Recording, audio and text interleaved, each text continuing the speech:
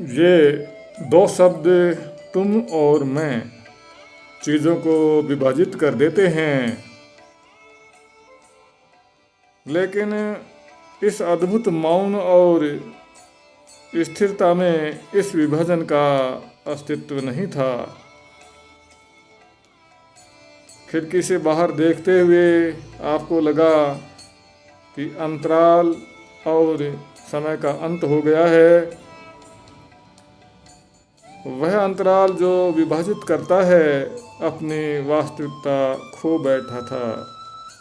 Eucalyptus का वह पेड़, वह पत्ता और नीला चमकता हुआ जल, वे सब आपसे भिन्न नहीं थे।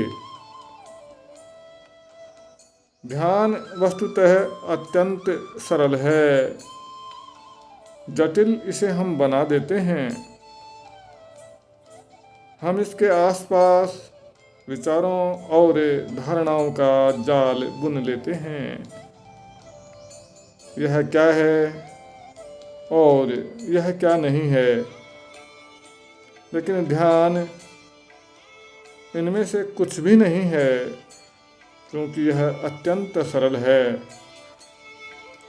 यह हमारी समझ में नहीं आता, क्योंकि हमारा मन अत्यधिक जटिल, समय के थपेड़ों से जर्जर और समय के घेरे में बंद है।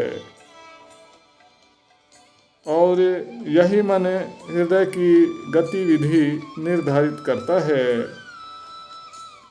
इसलिए तब कठिनाई शुरू हो जाती है, लेकिन ध्यान का आगमन तो सहज रूप से होता है, अत्यंत सुगमता के साथ।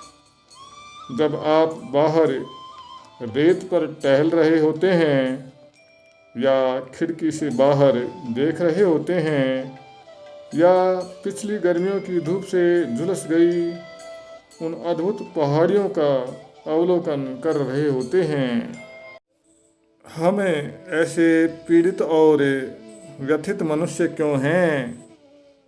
आँखों में आंसू और होठों पर झूठी मुस्कान लिए हुए।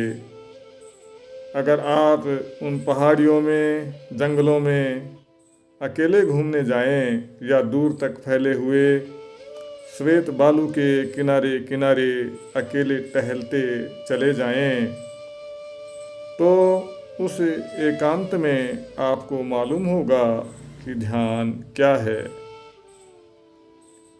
एकांत के परम आनंद का आगमन तभी होता है जब आप अकेले होने से भयभीत नहीं होते, जब आप संसार में रहते हुए भी संसार के नहीं होते,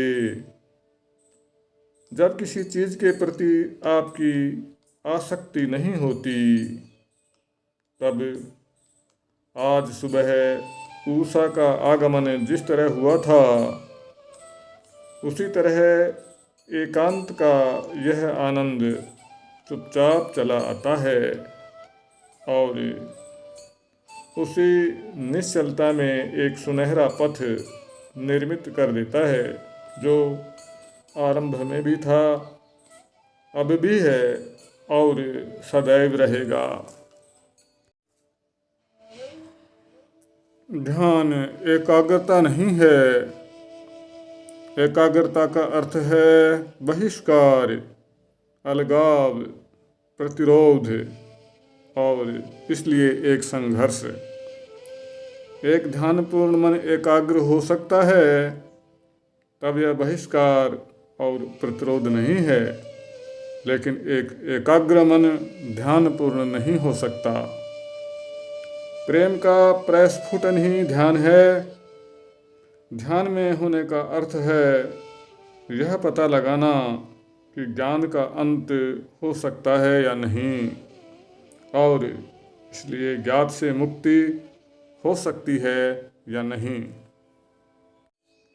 ध्यान की समझ में ही प्रेम का अस्तित्व है, और प्रेम न पद्धतियों एवं आदतों की उपज है और न किसी विधि के अनुसरण का परिणाम। विचार द्वारा प्रेम विकसित नहीं किया जा सकता।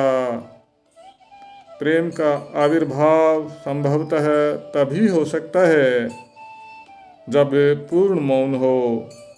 वह मौन जिसमें मौनी या ध्यानी पूर्णतः अनुपस्थित है, और मन तभी मौन हो सकता है जब वह विचार और भाव के रूप में अपनी गतिविधि को समझ लेता है।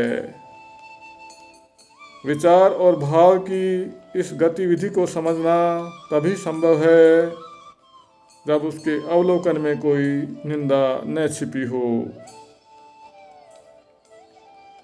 इस ढंग से अवलोकन एक अनुशासन है, और इस प्रकार का अनुशासन तरलवत और उन्मुक्त होता है। यह नियमबद्धता का अनुशासन नहीं है।